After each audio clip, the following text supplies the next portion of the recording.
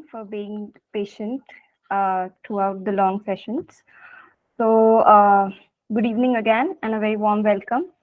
I'm Neha Singh, a student of MA English Literature, and I shall be your host for this session, that is session 7 of the National Interdisciplinary Online Students Conference organized by Raleigh Literary Society, AMU.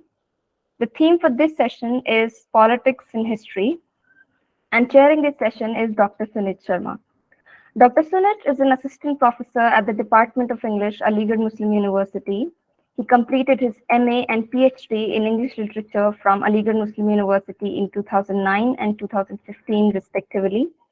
He has published numerous research papers, articles, and translations in both Hindi and English.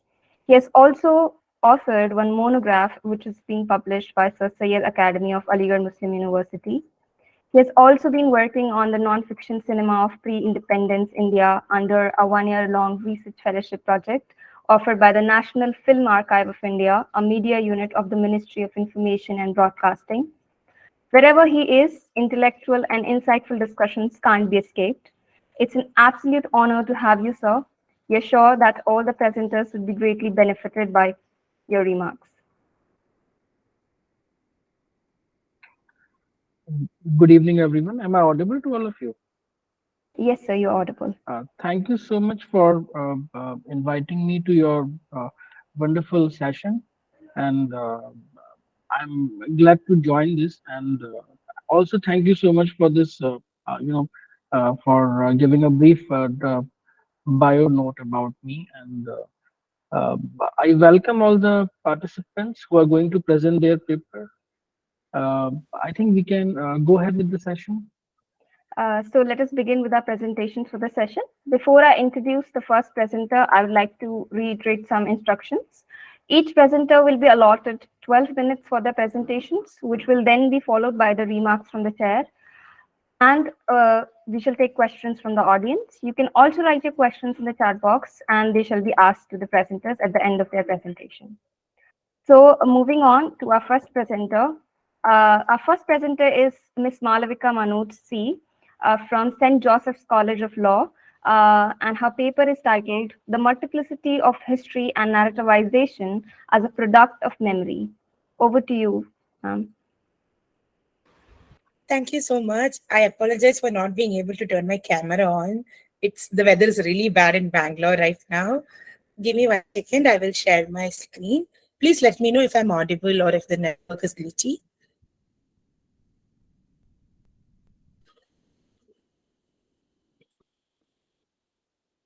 Is the PPT visible?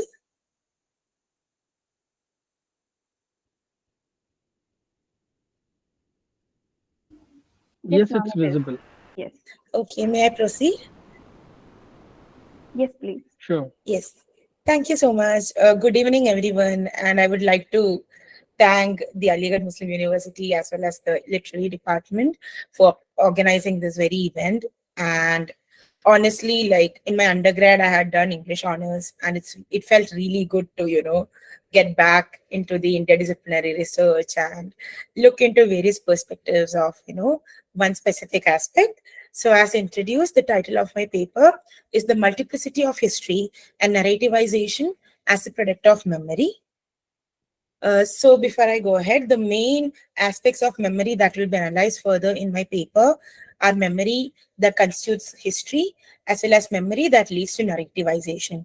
One of the major reasons why I have divided memory into these two aspects is because I believe history, although collective memory or collective product of narrativization of experiences, is often viewed to be an objective aspect or is often viewed to be factual rather than a product of emotions, whereas narrativization is much more inclusive in terms of expressions, emotions, and much more appeals to the ethos and pathos of the audience or the person being aware of it. So going forward, I would like to say I'm focusing on memories history in general, as well as memories travel to history and the journey memory takes to history to become history as we know it, as well as how does memory, when narrativized, turn into the history that we all learn from a very young age. So the four major stages that I'm exploring is memory, experience, context, and finally history. So the first aspect I would like to discuss is memory. So, a basic understanding of memory as we all have it is memory is an event often which often becomes, immediately memorized as a process of a cognitive aspects and, our brains functioning and understanding of a very event that we, go through day to day. And one simple explanation is, or one simple example is me introducing myself in the beginning. That's automatically, processed in our brains, irrespective of the factual data, whether it stays or not. The very idea that this very event happened, turning into a memory, is a cognitive process that's non-stop. Now, second aspect of this very journey is experience. And I personally do believe that memory, once recollected, is what we know as experience. So, for example, if we take COVID, the time of lockdown and the first wave, the second wave, as well as the third wave of the pandemic, and how it impacted each of us in the audience as well as me, I'm sure the experience is different.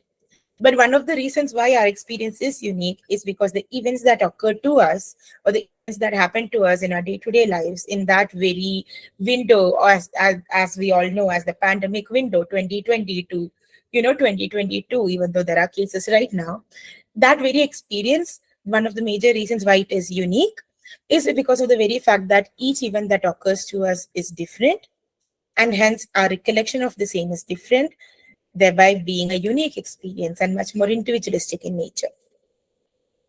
Now, context. Our day-to-day experiences, in general constitute our existential context. One of the reasons why I defined it as the existential context is because while we have been taught that man is a social animal, man is a political animal, I do think our very existence is, much more than that. We are a multiplicity. We are a multidimensional entity. And, one of the reasons why we have evolved, the experiences we have had from, for the first ever time discovering fire to now having technologies, AI, ChatGPT, things that could almost replicate your very cognitive process. That very context, that multi-socio-cultural political context, is a product of the experiences that we had, the memories we had of the events we have, gone through on a daily basis. Now, finally, we have history. So while talking about history, one of the major aspects that I would like to focus on is the very fact that history is a corrective narrativization. And one basic example that I would like to bring the audience attention to is the very, example of how we have been told that history is always the victor's story. That in India, when we learn about the freedom struggle, we talk about our, 1857 revolts, we talk about all the good guerrilla warfares we had. We talk about the struggles in South. We talk about the nation being divided into states, the princely states uniting, the caste disparities. That is our history. And that is how we had one, right? However, I'm sure that if it's the colonizer's perspective, it's always going to be them, the colonizer, trying to civilize a certain set of people. And as Shakespeare had mentioned through Caliban in Tempest, to civilize, to teach the Orient their language, and to give them this very, what do I say, tool to move forward as a civilization. So I think history, even though it's the same very event, the way we perceive it is solely as to the perspective we have, the events we had, as well as the experiences and collective memory we have. And this very collective narrativization is the very history that we know it. That does not make history much more factual. That does not make history much more emotional in nature. But I think it is interesting to know how all of our memories are weaved in together, despite us experiencing the event directly or through someone else vicariously, maybe through our grandparents who had seen a certain thing, maybe through our great parents who were aware of all these revolts, the Swadeshi movement, the Swaraj movement, etc. Now, I would like to majorly focus on the main three research questions I have in my paper. So the first question is, how does trauma and memory blocking play into history and historical narratives as we know it? And I personally am very interested in this very aspect because I remember in my undergraduation, when we were doing psychology as a minor, we had a conversation about childhood. And I remember a professor asking us if we remember, every aspects of our childhood. And I was surprised to see almost 92% of my class couldn't remember what they did or how their day-to-day experiences were from, let's say, first standard to a sixth standard age.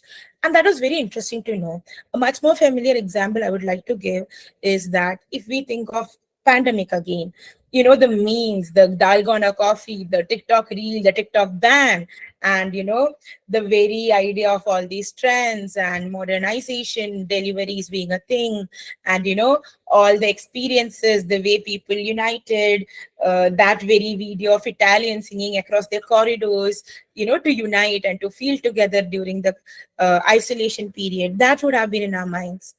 And as sad as it is, the very pain all of us had gone through, the state of our country, the mass cremations that were held, the bodies that were missing, the people who, were left alone without anyone to take care of, the oxygen shortage we faced, the youth of our country moving forward online and volunteering in order to help while being sick themselves.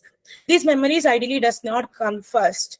And that is our brain's defensive mechanism, our brain's coping mechanism around trauma, which in simple words is known as memory blocking. And I would like to explore, and I am exploring further, how this very concept of memory blocking plays into history and what we know of as history. Because again, history is not just a victor's tale. History is the man's tale. History is his experience.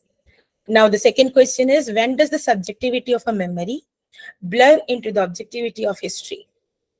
I believe history is a two-sided coin. And in order for history to, exist, it needs the very subjectivity, it needs the very emotion, it needs the very ethos and pathos, as well as it needs the very objectivity. And I think it's very interesting to see memory and factual data, that is, let's say, recorded events or recorded experiences blur in together to be history as we know it. Because I think this very amalgamation defines human beings. This very amalgamation sets our thinking, shades our brain, shades our philosophies, shades what we believe in or what we don't believe in, what we like, what we don't like. And as a result of that, I have my third and final research question, which is, how does the human history evolve in parallel to our understanding of the human psyche? And I think this is very much interesting, because I feel like the more we understand of events such as memory blocking, trauma, how does the brain cope through the same, the more we understand the missing gaps of human history, the Mandela effect that is there. Why does the same happen? Why are we confused of one event? Why does a collective nation or a collective society have a very memory of, let's say, X event happening in a particular way when it wasn't the same? And I feel like the more we explore the human psyche, the more we are able to unravel our very history, our very roots, and our very experiences. And I think, honestly, our experiences define us, and how we react to our experiences, maybe not so much, because again, our behavior is a result Sorry of to our... interrupt, but you have 2 more minutes to wrap up your presentation. Yes, thank you so much. I'll be done in a minute. So, as I was saying, I think it's very interesting to know where exactly does the human psyche come from, and how do we unravel our memory, and how does our very species, that is the Homo sapiens, how do we all connect together? How does our collective narrativization play into history as we know it, and how does it define our very existence? And I think that is the very focus of my paper, and that is the very aspect that my paper would like to focus in. Thank you so much for giving me this opportunity. With that, I would like to end my presentation. Thank you, ma'am. That was indeed a very thought-provoking and intriguing presentation. Now, I would like to request the chair to please give his remarks on the presentation.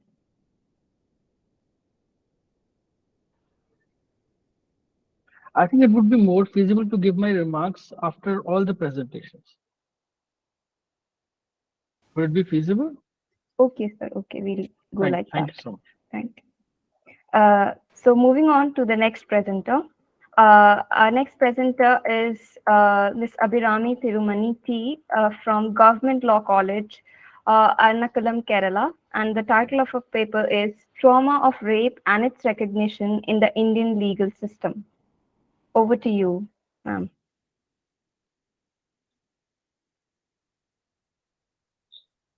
Do we have? So much. Yeah. Yes. Okay. I hope my screen is visible, right? Is the slide visible now? Yes, it is. Okay, Yes, it thank is. you so much. I'm having some connectivity problem. I'm unable to switch on my camera. Sorry for the inconvenience. So, myself, Abhirami Thirumanity. I'm an third semester LLM student at the Government Law College, Ernakulam. So, the title of my paper is Trauma of Rape and Its Recognition in the Indian Legal System. So we know that rape is a heinous crime and that it not only violates an individual's physical body, but it also inflicts severe emotional as well as psychological trauma upon a person. And the survivors of rape, they may experience a range of both immediate as well as long-term effects on their mental, physical health, and also on the overall well-being of a person. Actually, the rape is itself a violation of a basic human rights, and also it is a violation of the fundamental right, a right to life enshrined under Article 21 of the Indian Constitution. So besides it being a crime only, it also violates our fundamental rights guaranteed by the Constitution. And when we look on to the Indian legal system, it does not always have adequately addressed the long-term psychological effects of rape, such as PTSD. And the psychological effects of trauma or the rape trauma upon a person is that it can create depression, post-traumatic stress disorder, anxiety, eating disorders, poor self-esteem, sexualized behavior, school learning problems when it comes to children who are studying, and the behavior problems including substance use, destructive behavior, criminality, and suicide.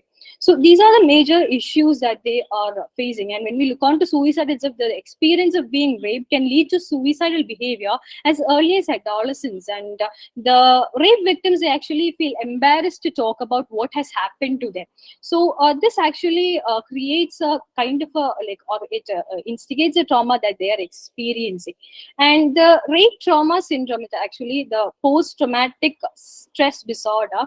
It is actually characterized by the combination of the behavioral, psychological, and physical symptoms of after having a life-threatening situation. So it mainly has two phases. That is the immediate phase where the person reacts because of the shock, the disbelief, or fear, and can either be in an express or in a controlled manner.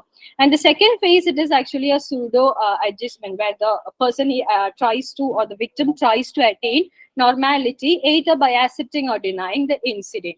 And the rape trauma and the legal system, when we look onto the legal system, the government data shows that only 99% of the sexual, that is 99% of the sexual violence cases, they are not reported.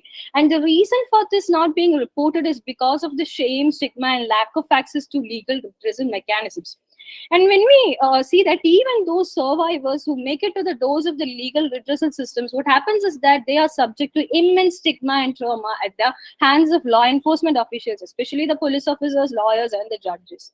And every courtrooms that are supposed to be the temples of justice have become an epicenter or of a victim blaming and shaming. When we look on, we have seen many instances where the police are again causing a victimization to these rape victims, and also the lawyers, when they come to the court, what happens is that they just want to win a case, that they will say anything. They does not consider the trauma, or actually they consider the trauma to a certain level, that the victim being traumatized or having an after effect, or again when a secondary trauma actually happens in a courtroom, this person, the victim, she will be unable to speak, and that is considered to be a point where the lawyers consider to be a winning point. So such situations is actually caused in courtrooms. And when that is what we and this patriarchal social norms actually and the myths and stereotypes which happens in gender fuel survival brain, that is a survivor is being blamed mainly because of the woman's clothes or character, sexuality, past sexual encounters. All these are, that is what, when a girl or when a woman is raped, the first thing what the society considers is whether her dress was proper or her character was proper, or how the victim can be blamed is what the society considers. Recently, like a week back, woman, she was having a sexual harassment experience in a public transport system in Kerala. And what she did, that this guy who was like touching himself as well as this girl, and what she did was that she took a video of him, and she posted it in social media. And when this post like it became viral, and the comments which came to this post was actually that the dressing of this woman, it was inappropriate, and it is we cannot the comment is saying, the comments are showing that we cannot expect a situation where this woman will not be raped by wearing such kinds of clothes in the society. So these kinds of stereotypes exist in a country like India, and it is even this exists in judiciary as well. So when we look onto the judicial decisions, in Santosh Prasad versus State of Bihar, the court had said that if an accused have to be convicted solely on the testimony of the victim, then the testimony of victim should be such that it is absolutely trustworthy, unblemished, and of sterling quality. In Mohammed Farooqi versus Union of India, it was a case where the court said that a feeble no may mean yes. So the court, they does not approve this rape trauma syndrome.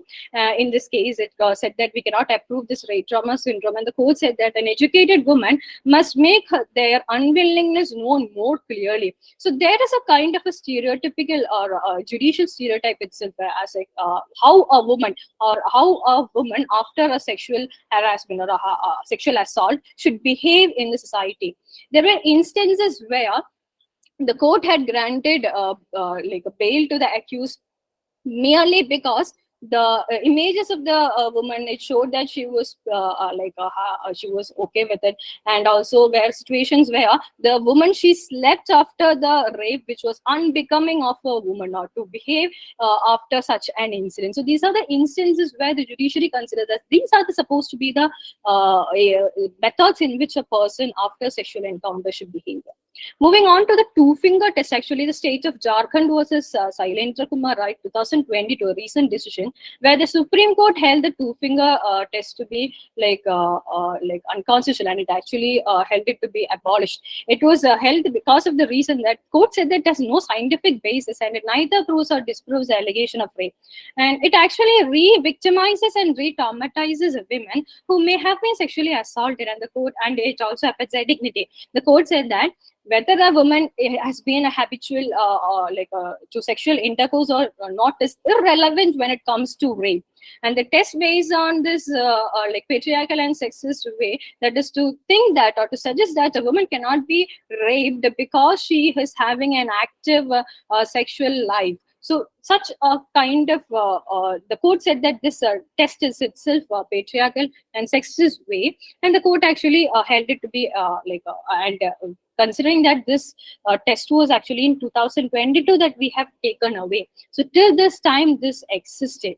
And looking on to the cases of FIR, that is when the court have said that these are the cases where the court have said that the victim's trauma have to be considered when there occurs a delay in filing an FIR. So when a rape happens, what we have to do is that we have to report it with the police, when the police will lodge an FIR. So the time gap or the delay in that is a victim may not be able to go to the very next day and go before the police and report the rape. She will be having some trauma, and the time taken to overcome the trauma should be considered was held in Buddha versus State of Odisha, as well as in X versus State of Kerala in 2022, where the court held that this delay in reporting the sexual offences should not be viewed strictly as that of other offences, and it can be fatal into a case only when the authenticity of the prosecution case is uncertain. Otherwise, it need not be looked into more strictly. And in the case of Amy Mehta versus State of Karnataka, the decision given by the Honorable Supreme Court in November 17, 2022, the court, it was actually a case like the Karnataka High Court had already granted the accused bail, and the case came before the Supreme Court, where the Supreme Court set aside this bail, and the court said that when examining delay in filing the FIR, the court must consider the trauma and shock undergone by the victim. It is a guideline given to all courts in India. So while even that is such a delay should not be considered, because the victim's trauma should be considered, and the time taken for her to overcome that should be considered, was said by the court on 2022. And moving on to the conclusion, actually, the role of the courts is to ensure the fairness and impartiality, and to provide to the survivors at every stage of the criminal proceeding. So that when we look onto the stereotype of the ideal sexual behavior of a survivor, and this ideal sexual behavior of the survivor has been disqualified by like the living experiences of the survivor. So such myth and stereotypes about rape, they actually undermine the credibility of women who have these kinds of activities. It has to be like these kinds of myth and these kinds of stereotypes should be eliminated from the judiciary itself, so that at least the victims, they get this justice to a certain extent. And also like the courts should consider the trauma experienced by the victims, and they should ensure that the judicial proceedings does not further traumatize them.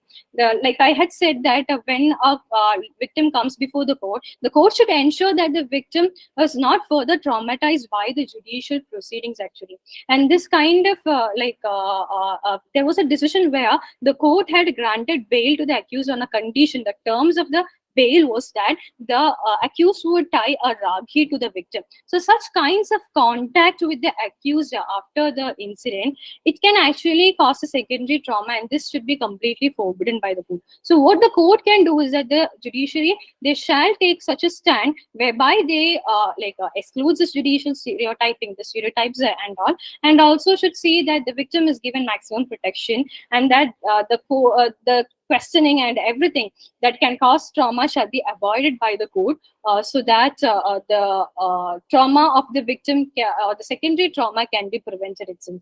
We cannot eliminate or we cannot eliminate the trauma that was caused to the victim on the happening of the event. At least we can see that she is not re-traumatized again and again. Thank you.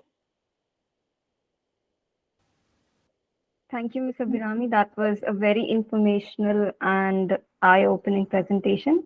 I would request the participants to please drop their questions in the chat box. We'll take them later in the session, and your questions will be answered then. Now I would like to move on to the next presentation. And the presenter is Mohammed bin Shahid from Aligarh Muslim University, and his paper is titled Trauma, Memory and Justice, Exploring the Post-Memory Dynamics in the Aziz Ansari Grace Sexual Misconduct Allegations. Over to you, Mohammed.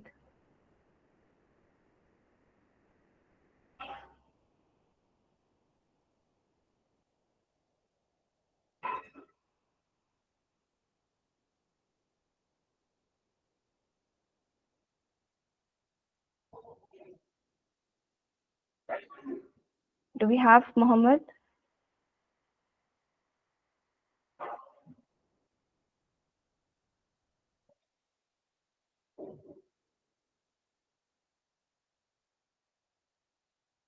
I think he's not around, so we'll move on to the next presentation in line, which is to be presented by C.V. Vaishnav Yashika Sinha, and her paper is titled Untouchability, a Trauma, Comparative Interpretation. Yes, just Yashika. 1 minute. Let me switch present. Sure.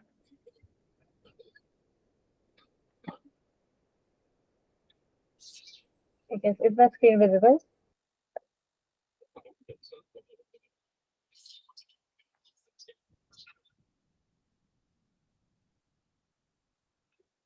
Is my screen visible? Yes, it is. Please go ahead. Okay, thank you.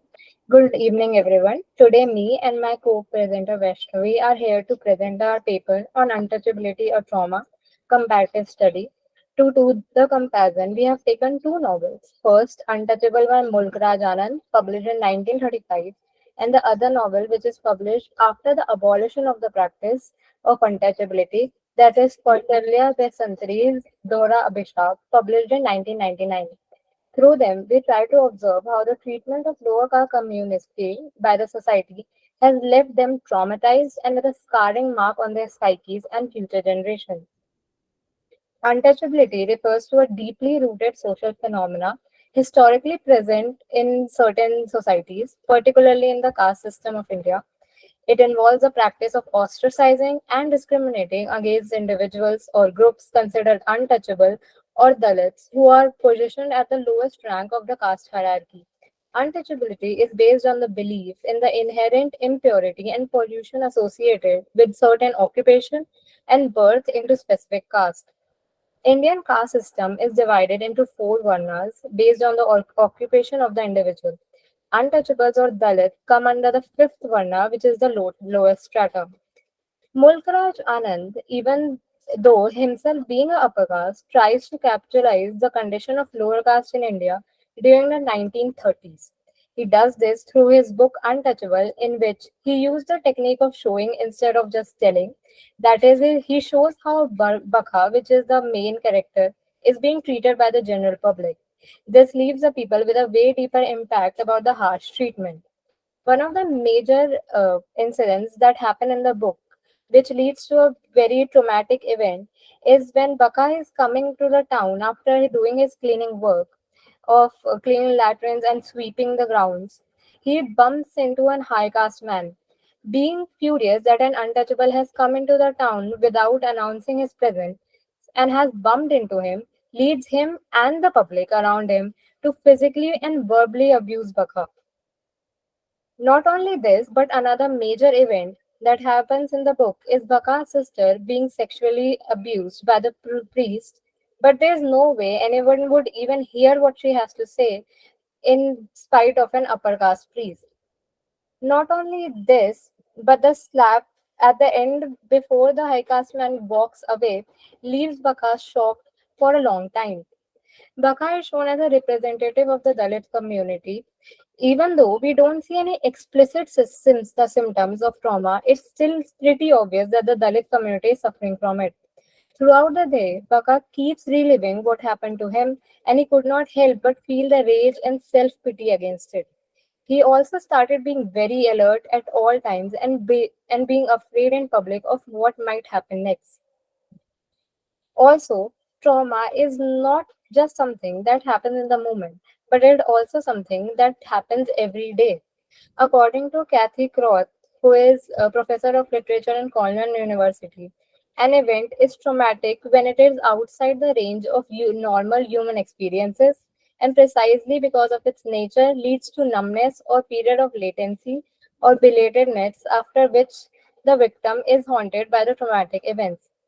We can see how when Baka is completely frozen when he is being physically and mentally abused. Not only this, due to this, he also tries to find his identity in the Western culture, just so that he can escape from this tag of untouchability. He is also seen somewhat accepting the bad treatment by the society because the trauma has left him completely crippled of trying to defend himself. I would like to give the stage to my co-presenter now. Good evening. I am CB Vaishnavi. Every caste paints its distinctiveness through its literature. This literature acts like a window to understand the society and its habitants, which somewhere has lost its glory. Literature becomes its pathfinder. The term Dalit is a Marathi word which means kuchla hua ya dabaya hua, that is, downtrodden or oppressed. The literal meaning, it is referred to things or people who are cut or kept disconnected with the society. Since the people from this group were largely involved in doing maniacal works or jobs, they eventually came to be considered outcasted, poor, weak, and untouchable.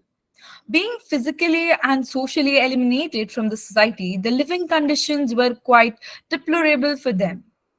There was no way for them to raise their voice and fight for their human rights. Even after independence, not much changed in their social conditions and living standards. Though many social reform movements did take place, but nothing substantial could work against untouchability. The discrimination and prejudice against Dalits continued. The struggles, subjugations, and the atrocities from higher class communities against Dalits were never ending. It is largely felt that it was only literature which could rescue this condition. The book Dohra Abhishap which Miss Besantry wrote, means a double curse. First, of being a woman, and second, for being a Dalit.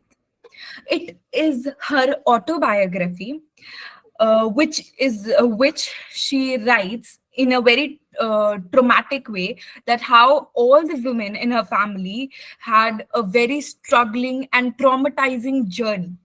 She describes how her aji, that is grandmother, was considered as a bad omen to her in-laws family, and subjected to assault by her husband and society. She became a widow and was remarried. Her condition was pathetic. Even Kausalya's mother became a widow at a very early age with 5 kids whom she wanted to educate but faced hardship because of the atrocities. Yet she stood up against all the odds and educated them for their future.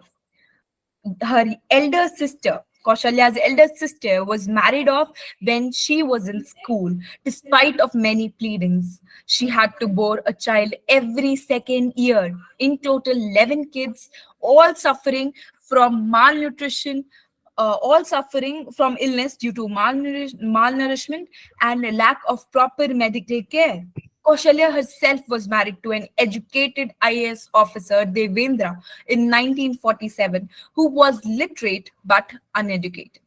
The mind frame still followed the old dictum of male supremacy over females, though he worked for Dalits, but was far from being sensitive towards females of the house. He didn't even let his own sisters study in school. He was an insensitive man, so Kaushalya decided to divorce him and lived a life as a single struggling mother. As she was a Dalit woman, she was not supported and was completely oppressed by the aristocracies, that her children and herself is not allowed to write or be a literate woman or be a respected woman in the society. If we analyze all these experiences, we can see that women were slaves. Like, to put it in a word, to put it in a to describe it, it's slaves. They were puppets. The Dalit women were puppets whose control was being passed on from father to husband. If husband died, second husband. She was being tamed, which is traumatizing. A woman could not make her own decisions. All she did was what society wanted her to do. They were made feel weak. Their mind had a fear, and consciously they forgot their identity and became what the society and husband wanted. Isn't it traumatizing? Just thinking of losing all the rights and being what some other person wants to be.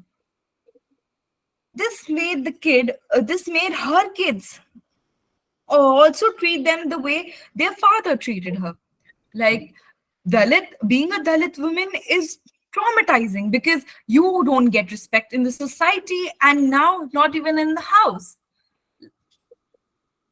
Society was already brutal to her. She had no moral support, felt lonely, became miserable, and many women like Kaushalya during her labor became weak and even died. These all experiences of Kaushalya's life give us a very clear picture of how a Dalit woman's life was so difficult and had to struggle in each and every step of her life. In the end, I would like to say that during all these years, only the term Dalit was first the people were called untouchable. Now they are called Dalits. And after the 1935 Simon Commission, they replaced the Dalit term by calling it unconstitutional and named it as scheduled caste. Only names were changed. Even after the abolition, it was not effective measure, as still some parts of India, untouchability is still is still followed. After comparing both the novels from 1935 and 1999, it can be seen that the conditions of lower caste community in India hasn't changed much, even after the abolition of the practice of untouchability. We will dive further into how this practice has led to generational trauma in the lower caste community in our research paper. Thank you. Thank you, Vaishnavi and Yashika, for that heart-wrenchingly painful yet insightful presentation, um, uh, representing the harsh reality of the country through literary works. Moving on to the last presentation for this session, we have a co-written paper by Samriddhi Seth and Devasmita Datta from Jadavpur University, and their paper is titled Trauma, Memory and History, an examination of interconnected dimensions. Over to you, Samriddhi and Devasmita. Good evening. Am I audible? Yes, you are. Thank you. I think I won't be able to turn my camera on because weather is really bad here in Kolkata. Apologies for the inconveniences caused. So without any further ado, this is Devasmita Datta and my co-author Samriddhi Seth. We both are first-year undergraduates at Jadavpur University. We would be touching upon the interconnected dimensions of trauma, memory, and history, their impact on collective recollection and behavior, and how that further translates into today's narratives that we live in our paper. Let me just present my screen.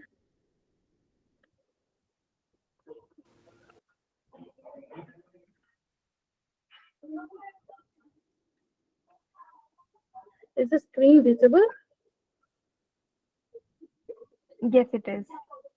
All right, all right. So to start with, let me start with a quote by influential philosopher Hannah Arendt, which beautifully encapsulates the significance of human memory in relation to trauma and mostly our human condition and its role in shaping our future. Arendt once wrote, "Without the enduring permanence of human artifacts, there cannot be any remembrance of things that are to come with those that shall come after." These words evoke a profound reflection of the interplay between our past, present, and future, highlighting the essential role that our perceptions and receptions play together in the continuity of human civilization. So, I will just take a moment to brief everyone about today's presentation with the outline of our paper. Initially, we will explore the relation between memory and trauma and how they influence our perceptions and experiences.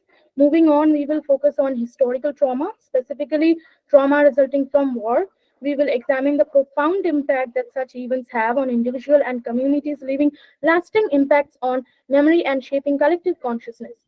Further, we will explore the debate that has been around that whether memory really plays a key role in our perceptions or not, in context of trauma that we have experienced. And finally, we will summarize the key insights gained from our exploration and put emphasis on the importance of understanding and acknowledging the intricate connections between memory, trauma, history, with the help of a map in linear progression. From here on, my co-author would take the stage, elaborating to us the relationship between trauma, memory, and how that further connects to the dimensions of, war trauma. Over to Samriddhi Seth.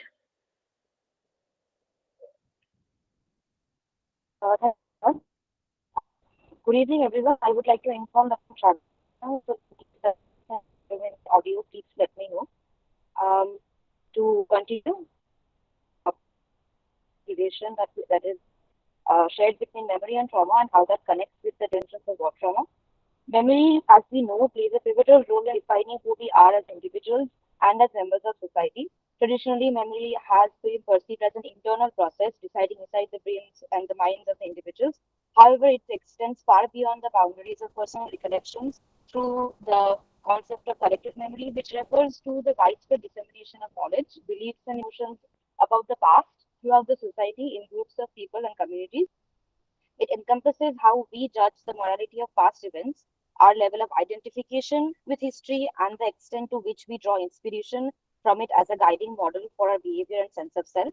Trauma, on the other hand, can be understood as the emotional response to an overwhelmingly stressful event, whether it can be an accident, a natural disaster, or the horrors of war.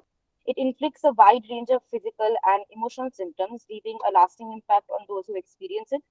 And intriguingly, trauma and memory often intertwine, forming a symbiotic relationship.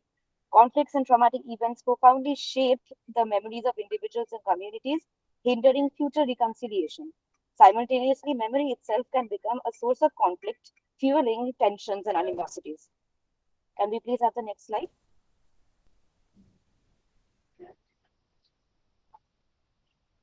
Thank you so much. In our paper, one particular aspect we shall explore today is war trauma. Historical collective trauma encapsulates the deep wounds and psychological scars inflicted upon communities and societies as a result of mass violence, oppression, or catastrophic experiences. It surpasses the realm of individual suffering and becomes ingrained with the collective memory and historical consciousness of the group since it's a shared experience. Understanding and addressing historical collective trauma necessitates a comprehensive approach that recognizes the intricate interplay between trauma, memory, and history. In the context of historical collective trauma, trauma refers to the enduring impact of significant events on the psyches of individuals and communities. These traumatic experiences manifest as psychological distress, emotional pain, and disruptions in social dynamics. The weight of such trauma reverberates across generations, influencing the trajectory of society and shaping the historical narrative itself. It is through trauma, it is through memory and trauma that the effects of it are transmitted, influencing how we interpret the past and how it molds our sense of identity in the present. Please, can we have the next slide? Thank you.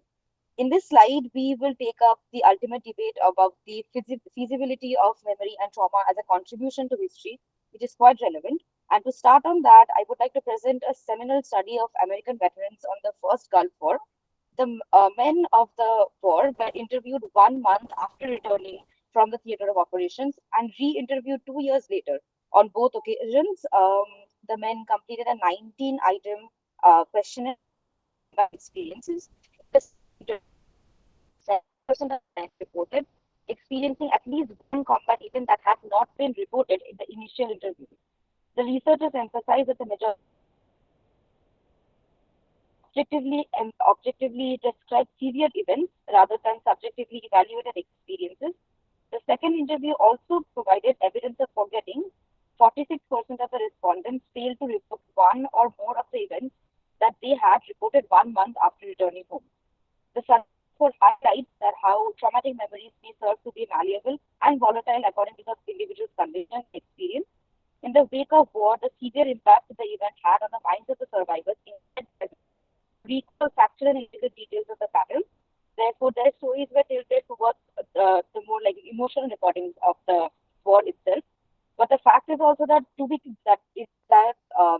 these are essential records of the first Gulf War, without which the internal experiences, the experiences of the soldiers who have survived the war themselves, fought the war themselves, would be in a complete haze to us. So this debate is important as it discusses the various facets of this discourse on whether preservation of this traumatic recollection serves as a catalyst towards rectifying and acting as a corrective force to the historical distortions. We can move on to the next slide where we will talk about the positive arguments or the positive relation between memory, trauma, and history. So the first and foremost, this debate has always been tilted towards the negative aspect where memory is considered to be distorted as it is a perception. But we cannot always take distortions into consideration as collective memory is only characteristic in its paradigm. We must avoid the misconception that memories are always pristine and unaltered, and that will help us see the entire debate in a more modest manner. Realism also holds immense significance in our exploration. We must recognize that our perception of an event is often shaped by its inherent nature rather than being solely influenced by our own worldview and personal interests. The importance of commemorative symbolism becomes evident when considering an event's significance. Commemoration acts as the primary indicator of an event's impact and resonance. It is through commemoration that we connect memory and history. In fact, the accuracy of memory assessment depends heavily on the criteria and whether it deserves and has holds importance enough to be commemorated. The researchers Lynn Smith, Strauss, and Benson have also argued that memory is a form of perception, and as with perception, it is selective. However, they also emphasize that reality imposes certain limitations on our perception. This assertion reminds us that that memory, through subjective, though subjective and selective, is still grounded in the objective reality. Certainly, I said the data itself is just the more negative aspect. Underestimate the importance of factual accuracy in memory. They believe that both individual and collective memory are inherently prone to distortion. This assumption, however, has been the main factor that has hindered any research along this field of where we can support the between memory, trauma, and history. However, there are many substantive arguments, negative arguments against the relation, which we will discuss in the next slide.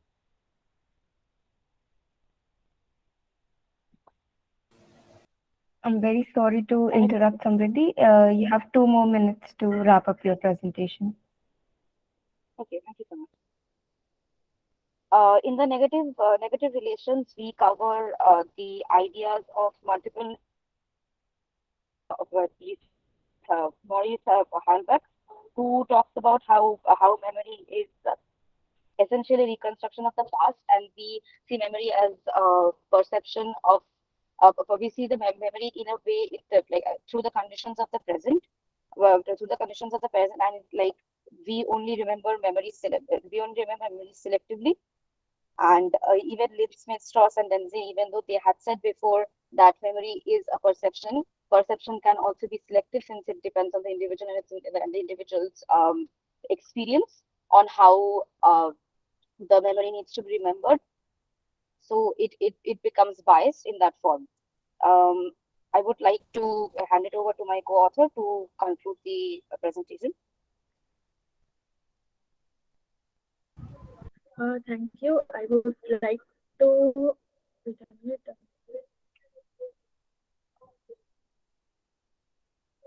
I hope the screen is visible. In this slide, you can see we have constructed a comprehensive and integrate mind map that unveils a panoramic depiction of the multifaceted dimensions that shape this discourse. First, what happens is the event of trauma. It can be any sort of political trauma, like under the backdrop of, suppose Holocaust or partition of India.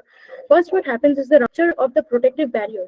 By the protective barrier, I particularly mean the profound and intricate psychological defense mechanism constructed during an individual's formative years under the nurturing guardianship of their parents.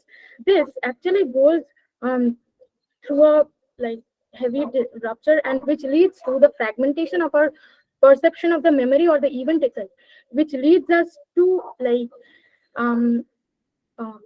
not be able to register whatever is happening, or we fail to assimilate the intensity of that moment.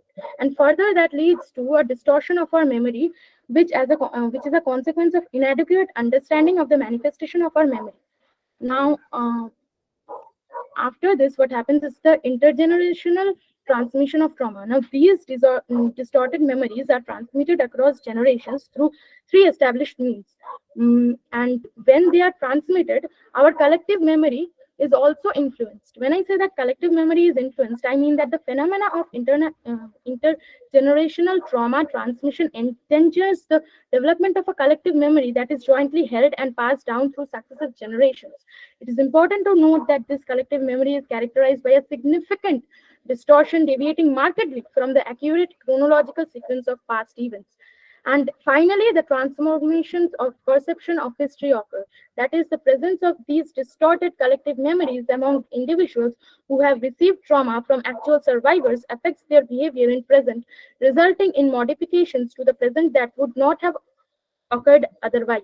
Consequently, we can conclude that trauma and its reception by the Hind generation contribute to the transformation of the present and ultimately leading to an altered perception of history.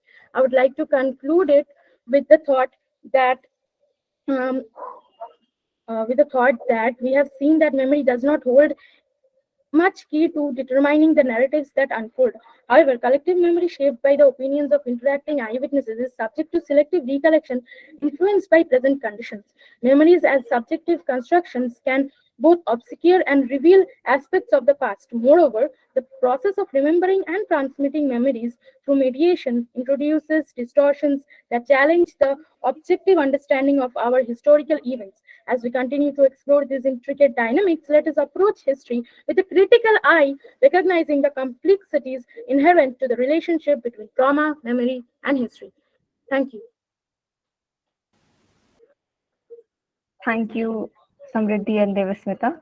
That was indeed a very interesting presentation, and I must say that the visuals went really well with the content of the presentation. Now I would like to request the chair, Dr. Sunit Sharma, to please give his valuable remarks on the presentations.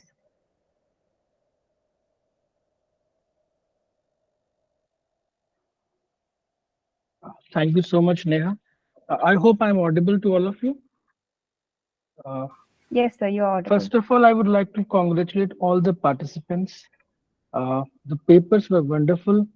And another important thing is that the way you arranged all the papers in a sequence, it was also wonderful. For example, first of all, I would like to talk about Malvika's paper, which talks about history and narration. So it was a wonderful paper to begin with, to begin this session with. And it was very informative, and it was a very good presentation. And she reflected on how memory transformed into history, and she also talked about collective memory. And this is something like when I was listening to all the participants, um, there is one thing which I found common in all the papers, that they were all the papers were reflecting on one common idea, one common aspect related to trauma and narration, which is that what we call like whether it is today's world or the world of Victorian era, or when disciplines like psychology or psychiatry came into existence, it has always been a problem to see how somebody who has been through a traumatic phase is given a chance to represent mental pain in culturally legible terms. Whether you talk about writing literature, or you talk about being a part of a legal proceeding, or whether when somebody is asking you to revisit all those phases which you have been through. So talking about all these things, and looking at the idea that what is sayable and what is unsayable, because there are a lot of things which are unsayable, but in legible terms we try to define them, we try to talk about them. But to a certain extent, we can also feel that everything is not sayable, right? Even it doesn't follow that idea of narrating something into or putting it in terms where it can be understood by all the members of the society. So this paper by Malvika was a wonderful paper to begin the session with. Another important paper, the second paper, which talked about rape, trauma, and legal system, was by Abhiramni. I'm sorry, I'm not able to pronounce her name. It's Abhirami Thirumani. If pardon me if I'm not able to pronounce it properly. Another wonderful paper. And what I liked about this paper is that this paper is talking about a very important aspect of trauma, and something that is closely related to the discipline of law, and something that is related to the legal trial and proceedings, and which we have all seen that something which can better explain the problems related to post-traumatic disorders, which can better explain the problems related to post-traumatic disorders. She wonderfully talked about the famous legal proceedings. She took wonderful examples to explain that how certain legal proceedings further led to emotional distress, which is problematic. But another important thing of her paper is that she talks about both the positive and the negative aspect. Right. Whenever we are approaching to a subject like trauma, or we are looking at the problem of trauma from different perspectives, especially in relation to the legal perspective, we should always be able to think about both positive and negative aspects. This is how we would be able to find out the shortcomings of the legal proceedings, and we would also be able to give beautiful suggestions which can be utilized by experts of the field, who can give suggestions to the seniors, or the people who are related to the institution, that they can bring some changes or some reforms, and do something that somehow which can provide a caring atmosphere for those people who have been through traumatic phases, and who have been questioned or will be questioned by through the legal proceedings. So she has wonderfully talked about both the negative and positive aspects, and she has also talked about how certain certain legal reforms have also focused on providing care to rape survivors. Have also talked about thought about the psychological effects of trauma, because whenever we think about the legal system and how it is tackling the problem of trauma, and you think about the popular legal proceedings, we always look at it as a very objective process, in which the subjects who are being questioned, they are being questioned as if some hard questions are there and they are not being treated well. But when some legal reforms are looking towards the idea of reform, and thinking about how what kind of psychological effects are there, and how can they provide a better atmosphere to those who have been through traumatic phases, and how can they provide them a certain kind of care, right? So she has also reflected on the most significant aspect of post-traumatic disorder, which I found interesting about her paper. Uh, and then the third paper, which is about untouchability and trauma, and which is also another important aspect of trauma, uh, jointly presented by C.B. Vaishnava and Yashika Singha. Uh, it's a wonderful paper because it is making a comparative study of a pre-colonial text and a post-colonial text. And why is it significant? Because this paper can give you some idea, or can provide a scope for a further research to think about the idea that how uh, uh, uh, uh, in Indian society, when you are thinking about the trauma, the trauma of untouchability in pre-colonial times and post-colonial times, how is it different, and what kind of changes have been there, right? Because in pre-independence India, things were very much different. People were having a lot of hopes. They were having a lot of they were looking towards a lot of reforms. They were having promises. They were receiving promises from different people, different sections of society, that possibly things will change after independence. But what happened after independence? Is it simply certain kind of a political change, or whatever reforms have been there? As she has also mentioned that in many cases, she has as she has cited, that only names were changed and things remain the same. It's more like you know uh, as we see in different cases, that the apparatus which is exploiting the people and creating problems for them, this apparatus remains the same, only the names change. For example, as she also mentioned, that uh, uh, during the colonial period, the Dalit word was replaced by scheduled castes, and which didn't change anything. The exploitation continued, and actually it became more problematic. So this is a wonderful paper jointly presented by C.B. Vaishnava and Yashika Sinha. I would like to congratulate both the presenters. Then another interesting paper, which is I think the uh, uh, last paper, the fourth one, on trauma, memory, and history by Samriddhi Seth and Devasmita Datta. So this paper is interesting because it talks about the this notion of trauma from the perspective of an individual, and also from the in relation to the idea of collective memory, the notion of collective memory, and how is it related to social behavior also.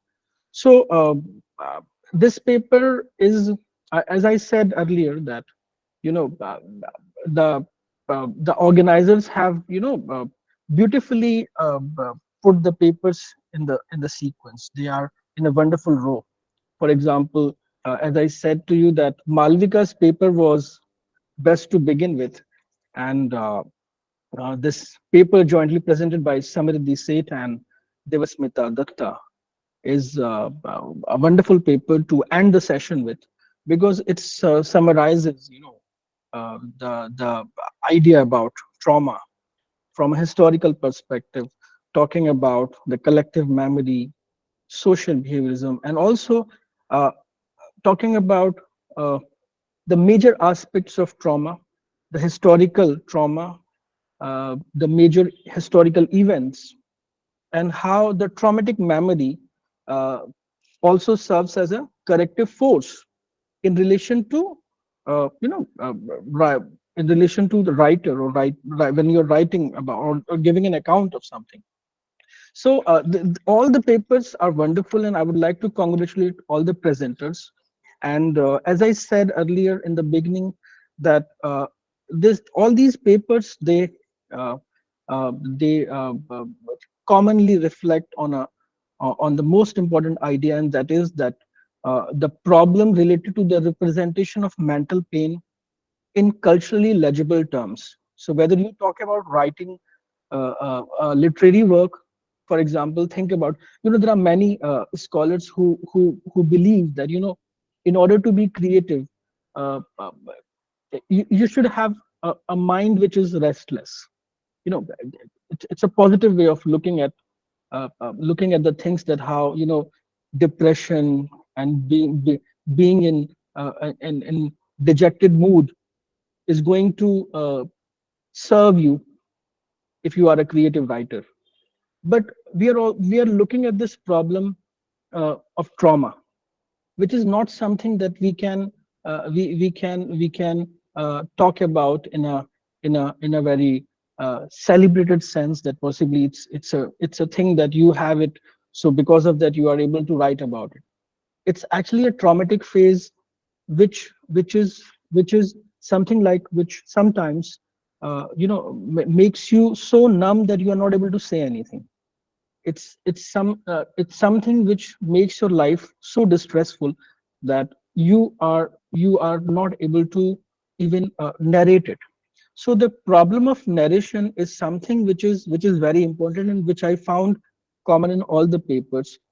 And you will find that it is also very interesting that, for example, Malvika in her paper talked about, the role of memory. Memory is something which also plays a very significant role if you are a writer, especially in case of poets. Poets are known for, writing a complete short poem in their mind. They write the first line, they imagine the first line, then they go for the second and third. And whenever they are able to find a free time and a pen and paper, they write it down. So usually poets go by memory, and memory plays a very significant role in creativity also, because as the many presenters have talked about this, that how uh, when, if somebody is asking you to think about what you did yesterday or day before yesterday, then you are not able to remember. You're not able to remember whatever you did in 24 hours. You are only able to remember few episodes, few moments from the past. And if you talk about the recent past, you will be able to remember or talk about, a lot of memorable moments. But if you talk about what you did 1 year ago or 2 years ago, you can only remember those moments which left some lasting impression on your mind. Now, in case of trauma, we see that uh, those phases in your life where you experienced trauma or where you went through a problematic phase, they leave a very lasting impression on your mind. And whether you are able to remember them or not, they change your overall personality, which you can find in case of writers who have been through such a phase, and they are whether they are writing about it or not, right? That's a different thing. So you can find the traces of those aspects in their writing. Similarly, it's like, cinema is also a wonderful thing which can give you a better idea about that. How do people recollect those aspects, or those problematic phases of their life which might be related to a traumatic phase? It's more like, for example, like in case of cinema, I feel that if you watch movies which have lesser amount of dialogues, they can better explain the problems of trauma. They can better explain they can better narrate the aspects of trauma in comparison to those movies which have a lot of dialogues, and where some characters are conversing with each other, talking about what happened and what didn't happen. Even there are movies which talk about the legal proceedings, how the legal proceedings are problematic in many cases, which further problematize the traumatic experience. But movies which cinema which doesn't depend much on dialogues, which depend largely on visual narrative, is uh, is it is better to explain. Like, it has more potential to explain the traumatic phases experienced by a particular character or a group of characters. So I would like to congratulate all the presenters. It was a wonderful session, and uh, thank you so much for this wonderful presentation. And if there are any questions by the participants, uh, so we can take the questions from those who are attending the conference, this session. Yes, sir. I can see a few questions in the chat box. So the first question is for Ms. Malvika. Barisha Ahmad asks that, do you think there is something called gendered memory, which is kaleidoscopic in nature, or is there one sole memory? Ms. Malvika, if you can address the question.